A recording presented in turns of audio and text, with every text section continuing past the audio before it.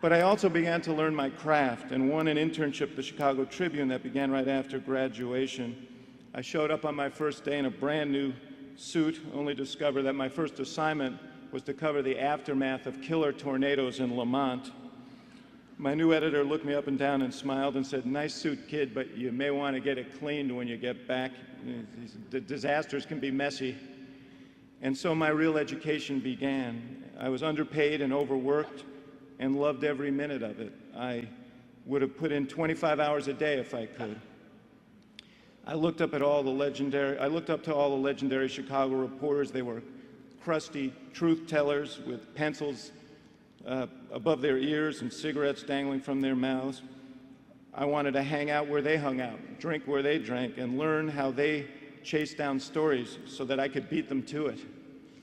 So I spent 2 years working around the clock, covering all manner of murder and mayhem and maniacs, and some of those maniacs were actually elected officials.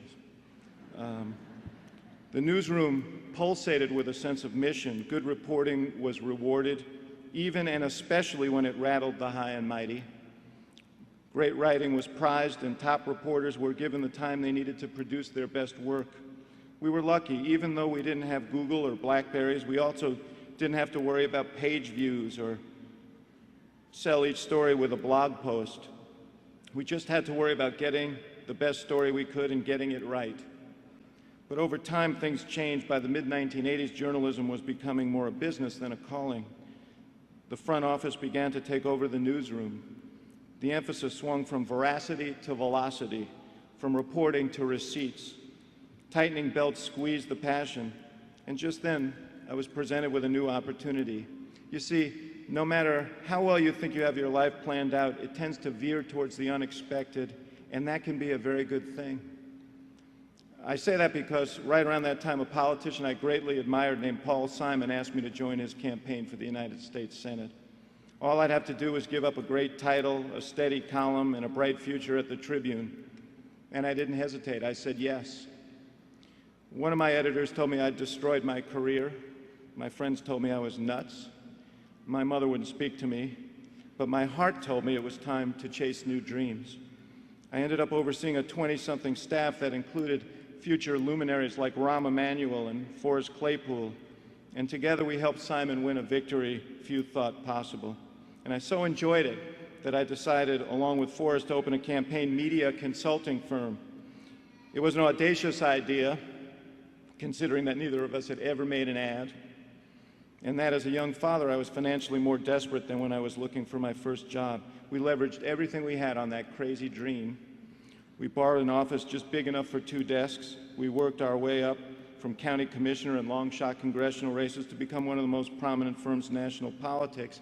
And along the way, I've tried to help elect good people with a capacity to make a difference, mayors and governors, congressmen and senators, and yes, eventually a president.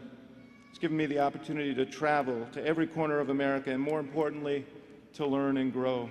I've worked hard every day, but it's never hard to go to work when you love what you do.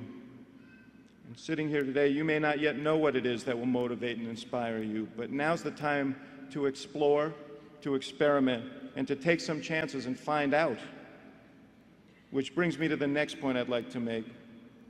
As you focus on making a living, don't forget to make a life. As rewarding as work you enjoy can be, it's no substitute for friendships and family and the unconditional love they bring.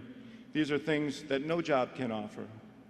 I was forced to confront that truth in 1992 when I got a call from the campaign manager for Governor Bill Clinton, who had just clinched the Democratic nomination for president.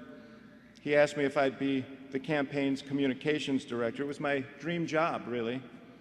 But by then, my wife Susan and I had 3 kids. One was with severe chronic illness that required frequent hospitalization and took a toll on our entire family. Susan would have stood by me no matter what I chose to do.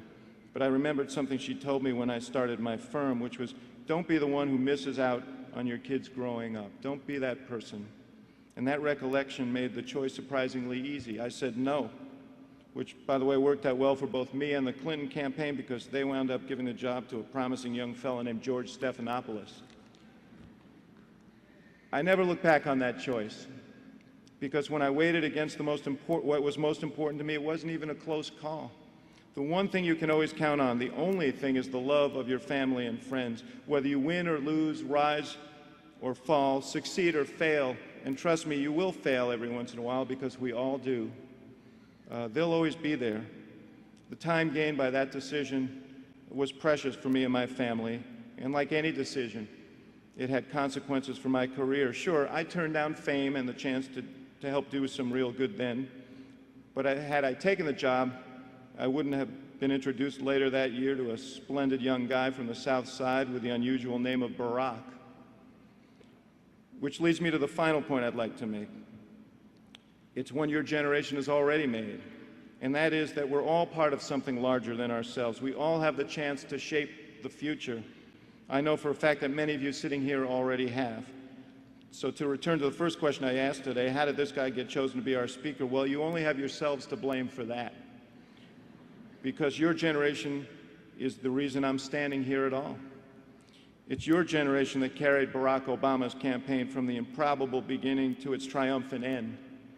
It's your generation that fooled everyone, that beat everyone, that kept our spirits high when the Washington establishment wrote us off, when the wise guys and savants said we couldn't. You were the ones who said, yes, we can.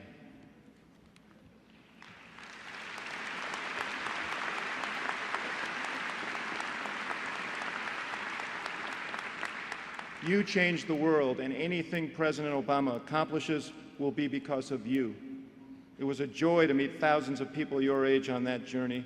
Most were working for free or gave up good jobs to help. They weren't in it for money or status. They displayed an energy and idealism the likes of which I hadn't seen in American politics in 40 years. Some of them, in fact, may be graduating today. And that's what gives me hope. That's what encourages me most about the future, what I've seen in all of you, regardless of belief or boundary. I saw it firsthand on the campaign trail, but I also saw it last week when I had the privilege of joining the president in Cairo, where he gave a powerful and historic speech to the Muslim world. When the speech ended, I noticed it wasn't the old guard who stood and cheered. It was the young people, and it reminded me that it's always the young who refuse to be shackled by the prejudices of the past, who refuse to conform to rigid, outdated conventions. It's always the young who are willing to see a new, brighter future and say, yes, we can. And by the way, that speech in Cairo was seen in real time by hundreds of millions of people on televisions and computer screens in big cities and tiny villages the world over, a reminder of what a force the tools of modern communications can be. As graduate of these programs, you have an extraordinary opportunity to wield and shape these new means of global communications. But you also face special challenges. We need you to restore some enduring values and meaning to the profession so many of us love. We need you to seek the truth and keep us honest. We need you to breathe new life into the calling that I and so many others have pursued. We'll do our best to hand off to you a world that's in good shape. But as you leave here today, I'm asking you, all of you, to keep inspiring us right now, today, more than ever. And I have no doubt that you will. After all, your generation changed politics forever. There's no reason you can't do the same for journalism or television or the internet or any other field. So chase your passions with abandon. Live your life with a sense of adventure. And don't be afraid to get your suits dirty. You'll never regret it. Congratulations, class of 2009, and best of luck. We're proud of you.